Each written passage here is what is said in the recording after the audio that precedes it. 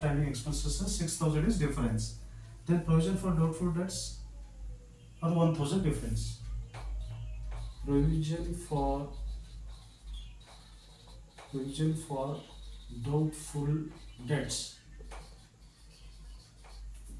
ಅದು 1,000 difference.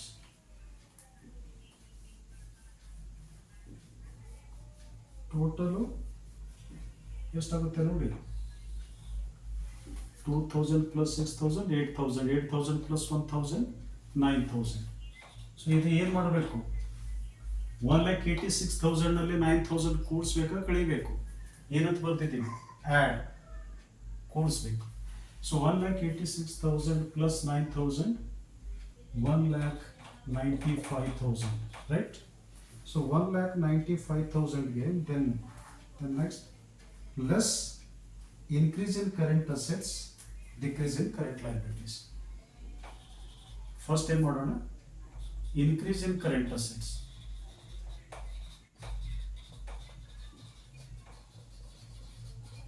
ಯಾವ current assets ನಲ್ಲಿ ಇನ್ಕ್ರೀಸ್ ಆಗಿದೆ, ಲೆಟ್ ಮಿ ಚೆಕ್. ಸೊ ನೋಡ್ರಿ, ಡೆಟಾರ್ಸ್ ನಲ್ಲಿ ಇನ್ಕ್ರೀಸ್ ಆಗಿದೆ. ಯಾಕಪ್ಪ ಅಂತಂದ್ರೆ ನೋಡಿ, ಡೆಟಾರ್ಸು ಹೋದ ವರ್ಷದಲ್ಲಿ 60,000 ಇತ್ತು, ಈ ವರ್ಷದಲ್ಲಿ 80,000 ಇದೆ. ಹೋದ ವರ್ಷದಲ್ಲಿ ಡೆಟಾರ್ಸ್ ಅಮೌಂಟು 60,000 ಇತ್ತು, ಈ ವರ್ಷದಲ್ಲಿ 80,000 ಇದೆ. 20,000ದಷ್ಟು ಕರೆಂಟ್ ಅಸೆಟ್ಸ್ ನಲ್ಲಿ ಇನ್ಕ್ರೀಸ್ ಆಗಿದೆ. ಅದಕ್ಕೆ ಡೆಟಾರ್ಸ್ 20,000. ದೆನ್ ನೆಕ್ಸ್ಟ್ ಔಟ್ಸ್ಟ್ಯಾಂಡಿಂಗ್ ಇನ್ಕಮ್ನು ನೋಡ್ರಿ, let me check. Outstanding incomes ಹೋದ ವರ್ಷದಲ್ಲಿ 2,000 ಔಟ್ಸ್ಟ್ಯಾಂಡಿಂಗ್ ಇನ್ಕಮ್, ಈ ವರ್ಷದಲ್ಲಿ 3,000 ಅಂದ್ರೆ 1,000 ಇನ್ಕ್ರೀಸ್ ಆಗಿದೆ. Outstanding income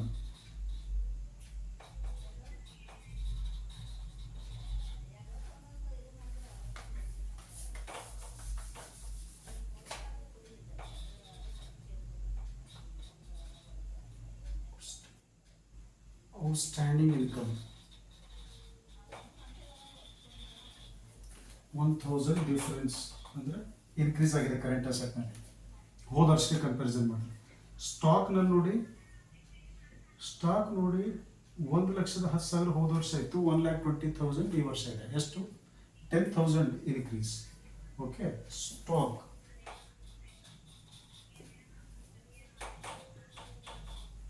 then next bills receivable ನೋಡಿ, let me check. Bills receivable ಹೋದ ವರ್ಷದಲ್ಲಿ 20,000 ಇದೆ, ಈ ವರ್ಷದಲ್ಲಿ 24,000 ಇದೆ. ಹೋದ ವರ್ಷದಲ್ಲಿ 20,000 ಬಿಲ್ಸ್ ರಿಸೀವೇಬಲ್ ಅಮೌಂಟು, ಈ ವರ್ಷದಲ್ಲಿ 24,000. ಅಂದ್ರೆ what is the difference? 4,000 increase in bills payable.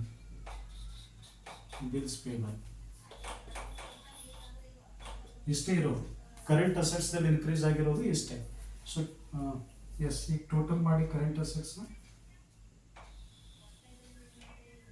20,000 plus 1,000 21,000, 21,000 plus 10,000 31,000, 31,000 plus 4,000 35,000.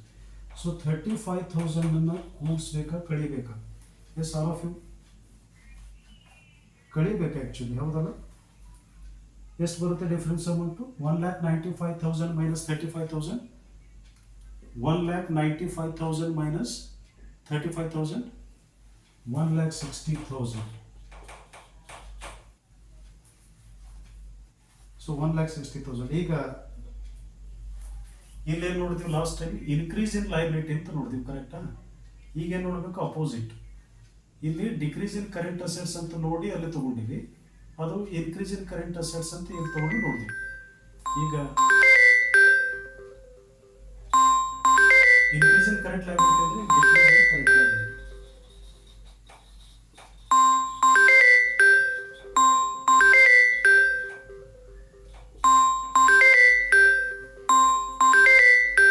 ಯಾವ ಲೈಬಿಲಿಟೀಸ್ ಡಿಕ್ರೀಸ್ ಆಗಿದೆ ನೋಡೋಣ.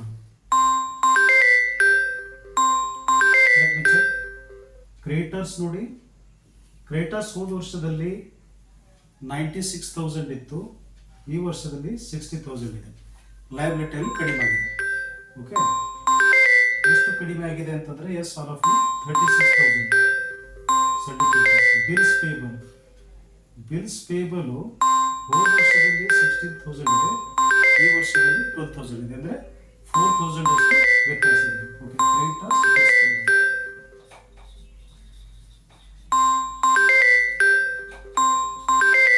ಸೊ ಕ್ರೆಡಿಟರ್ಸ್ 36,000,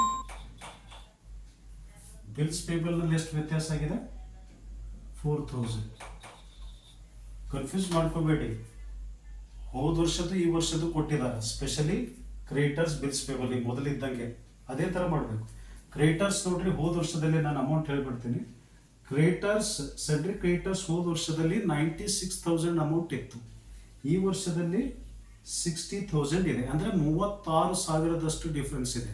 ಅಂದರೆ ಹೋದ ವರ್ಷಕ್ಕೆ ಕಂಪ್ಯಾರಿಸನ್ ಮಾಡಿದ್ರೆ ಈ ವರ್ಷದಲ್ಲಿ ಕ್ರೆಡಿಟರ್ಸ್ ಅಮೌಂಟ್ನಲ್ಲಿ ಕಡಿಮೆ ಆಗಿದೆ, ಅಂದರೆ ಏನು, ಲಯಬಿಲಿಟಿನಲ್ಲಿ ಕಡಿಮೆ ಆಗಿದೆ. ಅದಕ್ಕೆ ಇಲ್ಲಿ ತೊಗೊಂಡಿವಿ 36,000. ಬಿಲ್ಸ್ ಪೇಬಲ್ ತೊಗೊಳ್ರಿ, ಬಿಲ್ಸ್ ಪೇಬಲ್ ಹೋದ ವರ್ಷದಲ್ಲಿ 16,000 ಅಮೌಂಟ್ ಇತ್ತು ಬಿಲ್ಸ್ ಪೇಬಲ್, ಈ ವರ್ಷದಲ್ಲಿ ಎಷ್ಟಾಗಿದೆ? 12,000 ಇದೆ. ಅಂದರೆ ಹೋದ ವರ್ಷಕ್ಕೆ ಕಂಪ್ಯಾರಿಸನ್ ಮಾಡಿದ್ರೆ ಬಿಲ್ಸ್ ಪೇಬಲ್ ನಲ್ಲಿ 4,000ದಷ್ಟು ಕಡಿಮೆ ಆಗಿದೆ, ಅಂದರೆ ಕರೆಂಟ್ ಲಯಬಿಲಿಟಿನಲ್ಲಿ ಕಡಿಮೆ ಆಗಿದೆ. ಅದನ್ನೇ ತೊಗೊಂಡಿದ್ದೀವಿ. ಟೋಟಲ್ ಮಾಡಿ ಆ ಕಡೆ ಇಟ್ರಿ,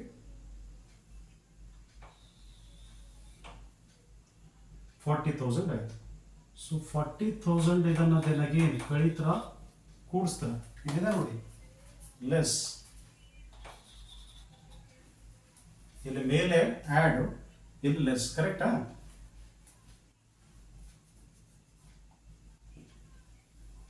ಎಸ್, 40,000 ನಾವು ಕಳಿಬೇಕು. 1,60,000 ಮೈನಸ್ 40,000, 1,20,000 ಏನು ಆನ್ಸರ್ ಬರ್ತಾ ಇದೆಯಲ್ಲ, it is nothing but net cash from operating activities. Net cash from